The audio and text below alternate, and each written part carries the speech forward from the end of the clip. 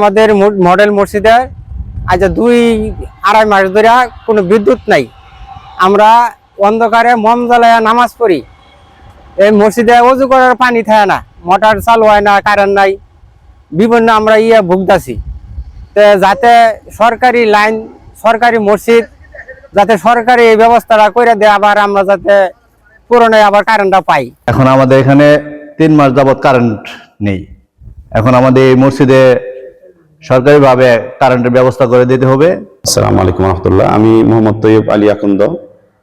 আমি নিয়োজিত আছি বাংলাদেশ মডেল মসজিদ, নালিতাবাড়ী উপজেলা, শেরপুর জেলাধীন। ইতিমধ্যে প্রায় 2 মাসের কাছাকাছি, 1.5 মাস আপ হয়েছে বিদ্যুৎ বিচ্ছিন্ন।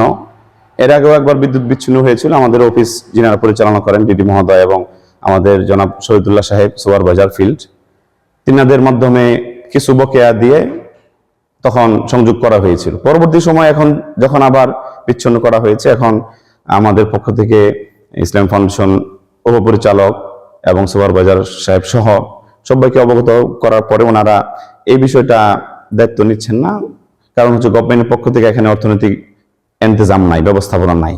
এবং আমাদের ইউনো মহোদয়ের সাথে আলোচনা হয়েছে আঞ্চলিকভাবে, এটার যেহেতু সভাপতি ইউনো মহোদয়, তিনিও এটা দিতে পারছেন না। মোমবাতির মাধ্যমে আমরা পরিচালনা করতেছি।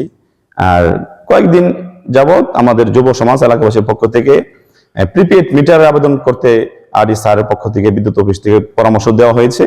সেই আলোকে বর্তমানে প্রিপেড মিটারের মাধ্যমে আমরা 2-1টা বাতি এবং সাউন্ড সিস্টেম অল্প পরিসরে এটা চালাচ্ছি, যেটা মুসল্লিদের আসা যাওয়ার ব্যাঘাত ঘটে, অন্ধকার এবং অন্যান্য সুযোগ সুবিধা আমরা দিতে পারছি না। এটা প্রিপেড মিটার এলাকাবাসীর পক্ষ থেকে কাট করা হবে, এইভাবে আলোচনা করে এলাকার যুবকদের মাধ্যমে প্রস্তাবনা করে দরখাস্ত দিয়ে এটা আনা হয়েছে। এখন বর্তমান সময়ে আমরা নতুন সরকারের বাংলাদেশ জনাব তারেক রহমান সাহেবকে আমরা বলতে চাই, এই বর্তমান সারা বাংলাদেশে 350টি মসজিদ চলমান, এই সমস্ত মসজিদ যেন সুন্দরভাবে চালু থাকে এবং বিশেষ করে আমাদের এই প্রত্যন্ত পাহাড়ি অঞ্চল নালিতাবাড়ী উপজেলা, শেরপুর জেলাধীন, এটার জন্য সুষ্ঠু সমাধান এবং স্থায়ী সমাধান হয়। আমাদের যে মডেল মসজিদের বিদ্যুৎ বিল দেওয়ার সিস্টেমটা, এটা হচ্ছে 100 ইউনিট বিদ্যুৎ বিল সরকার তথা মন্ত্রণালয়ের পক্ষ থেকে দেওয়া হবে।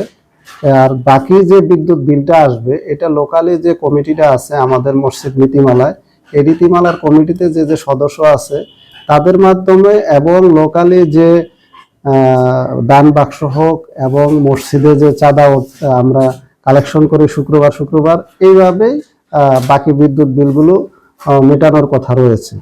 বাট যেহেতু সরকারি মসজিদ আর সবগুলো মসজিদ আমাদের জনবহুল এরিয়াতে হয় নাই, বিধায় আমাদের কিছু কিছু জায়গায় এই সমস্যাগুলো হচ্ছে যে আমরা বিদ্যুৎ বিল মেটাতে পারছি না। মূলত এই কারণেই আমাদের বিদ্যুৎ বিলগুলো বাকি রয়েছে। 2 মাস না, আমি যতদূর জানি এটা 20 থেকে 25 দিন হবে। আমি যতদূর জানি, হয়তো তারা বেশি বলতে পারে অথবা আমি দেরিতে জানতে পারি, 2টার একটা। তবে আমি 20 থেকে 25 দিন জানি। তবে আমি পিডিবিকে এটা অনুরোধও করেছিলাম এবং আমি বিভিন্নভাবে কিছু টাকা ম্যানেজ করে তাদেরকে বলেছিলাম অন্তত রমজান মাসটা আপনারা আগে কাভার করেন, পরেরটা পরে দেখা যাবে কি হয়। বাট তারা আমার কথা রাখে নাই। আমি যতদূর জানি ওইটা বিদ্যুৎ বিচ্ছিন্ন অবস্থায় এখনো আছে।